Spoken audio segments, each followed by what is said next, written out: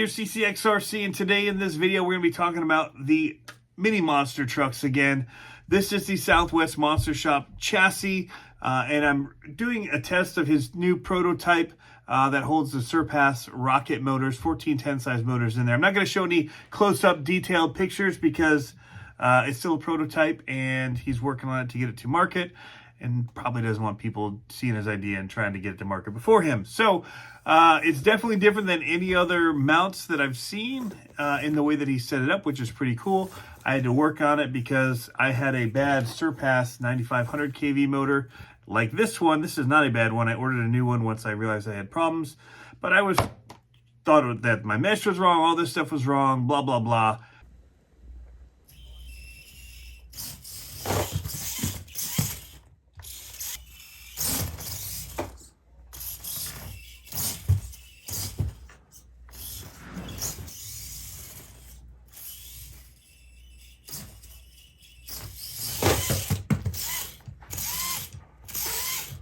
Wasn't working, just kept trying things, taking it apart, dropping it, took all of the worm gears out of the front in order to put the stock ones back in, thinking maybe it was cogging because there was too much resistance from having the gearing too high for the motor, all this stuff, guys. And so I'm back to stock worm gears in here, and I put a 7500 kV in that I had, and it's pretty quick on 2S, guys. I'd say it's quicker than the Godzilla motor on 3S, even on the stock gearing. So for those, you can gear up the axles, do things like that to get more speed.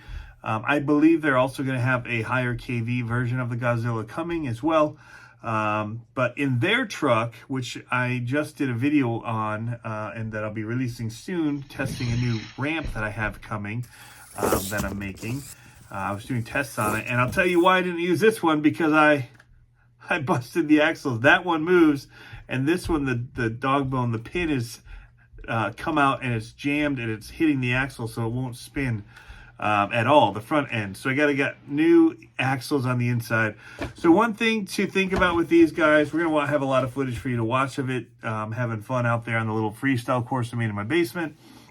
But when you try and save it, when it gets on its side and you're turning and trying to save it, that can bend the dog bone, because especially if your steering rates are too high, the travel is set too high, you can turn that far without hitting anything. The problem is, at some point, it starts to come to the very edge of that drive cup, and the dog bone in there kind of comes out, and then it gets bent, and then I've broken them off now. I've pulled out the pins in them. I've gone through 4 of them on this truck in the last week, in doing all the testing that I've been doing. So, and I even did like the racing ones is what I had in there. I did some other ones off of eBay that were steel ones, and I actually feel like the stock ones lasted the longest, which is interesting. But you can't buy just the stock ones. You have to buy the whole axles again. So that's what I did. I'm hoping that they'll be stronger and last again like they were, because these aftermarket ones, the little pins just come out. And it's problematic. Anyway, I have another Surpass 9500 kV to try. I'm trying to find the best solution, the cheapest solution for not having to upgrade everything on these. So I'm going to be doing like a bare bones build with them and see what we can do. I'm working on some jumps for you guys that we'll be able to have to just make out of Lexan that you can tape to your floor and use to jump, and it makes it really easy. What else? So there's a lot of stuff going on, but yeah, so I have a Surpass rocket in here, and it is a much smaller motor than the Godzilla, and it fits in there. It doesn't hit anything even under full compression, and it doesn't get too hot. It gets warm, it gets hot, and that's running the 14 tooth pinion. So you have to get a Latrax pinion for it. It's a 14 tooth, and I'm running with the hot racing gearing. So far it's holding up. People have said that it'll chew up the hot racing gear. I don't think that they're the same pitch is the thing. I think one of them is like a 40 or 32 pitch, and one of them is a 0.5 mod or something. They're close, but I don't think they're exactly the same, and so it could chew it up. I don't know. I'm going to be trying a bunch of things. We're going to be trying the ones from Mofo RC. He's got gears, steel gears. and pinions, but his are push-on pinions. The Latrax ones have the little grub screw.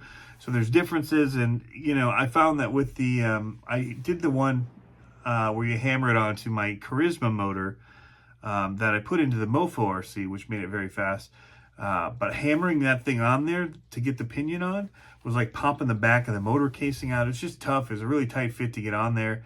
I probably should have put it in a vise and just, you know, squeezed it on that way.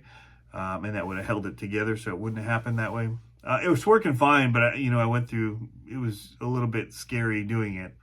But this Southwest Monster Shop chassis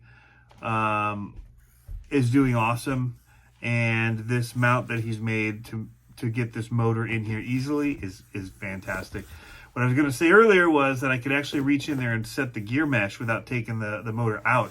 Just taking my Allen wrench in through the front and loosening it and setting the mesh on the motor, which is pretty slick to be able to do if you think that your mesh is a little bit off, not have to take it all back out. Because taking it out is a pain in the butt. The biggest pain in the butt is realigning the drive shafts so that they're in phase in there, and it's all so tiny, and oh, it's so frustrating. Especially if you upgraded anything, if you did like a metal transmission plate, and then you did metal metal links, and then it will fit very well, and you're trying to force them, you know, you have to take them off to realign everything, and then they won't fit in easy, and you're just fighting it with needle nose pliers. It can be a bit of a pain. I've actually stayed with stock as much as everything I could on the other ones. So stock axles, stock links, basically dropped a CCx24 in, changed the shocks, changed the servo because it needed it. Leave the steering links on, but I did put the Hot Racing servo mount on. So it was shocks, servo mount, and then the motor plate and the chassis is what I pretty much had to do. On wheels and tires, of course. But, you know, trying to keep all the rest of the stuff, links that I could, axles, internals, all that being stock.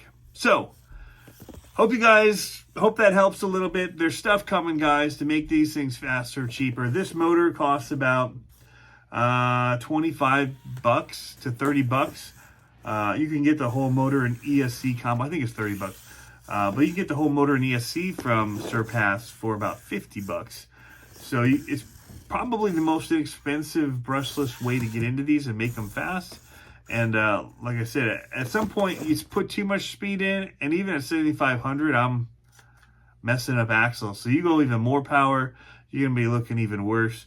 So as I've been driving the Furatech one again though, and it has the diffs, that is definitely what I hope the direction is that these go. It's just a much smoother driving experience than the worm gears.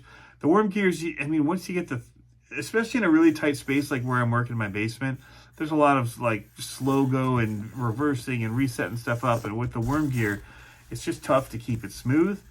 In a bigger space, the worm gear is fine. You have to throttle control it though. There's no rollout really. So yeah, lots of things that we're working on testing and just having a bunch of fun with these things. Worm gear or not, I'm having a blast with my little Monster Jam course, guys. And the little baby shark has been getting some run time. Got quite a bit of run time this weekend, and that's why it's in the shape that it's in. So I do have a video coming that's testing out my ramps. Hold on, I'll show them to you. Give you a sneak peek in this video, guys. They'll be on the website hopefully by this weekend. If you're watching this video, though, they're probably already on there if you're not watching it the first day of the release. If it's down the line, check the website, CCxRC.com, in the shop. But here it is. You can see a little bit of a backflip angle here. We'll put you into a backflip on one side and a nice kicker on the other. Put the tire tread markings in it, trying to make it look like a dirt ramp so you could paint it up Monster Jam style. Good width on here. And it's not going to show well on here, but you have a little bit of room on each side. Not a lot. You can't hit it full bore, which is all right for a backflip ramp. But yeah, it gets in here, gets those tires around, hooks in there, does some backflips. Pretty cool. So based on my vacuum former, that's all the room I really had to work with, because I was already, as you can see, at the edge of it, pretty much on both ends, very close to the edge of it, especially when I do a cut down for a box. So you'll be able to tape them in, have some fun with it. I tried to do what would be like an 8-pack thing here on the side. Not really working. It's not tall enough. And so I didn't want to go too much taller for the jump side of it because then I couldn't get the right angle. For most things, racing, whatever, people are going to want to hit it this way. This is kind of the bonus side. But yeah, it's fun. Anyway, that's a sneak peek, guys. Hope you're having fun RCing, and we'll catch you next time. Bye.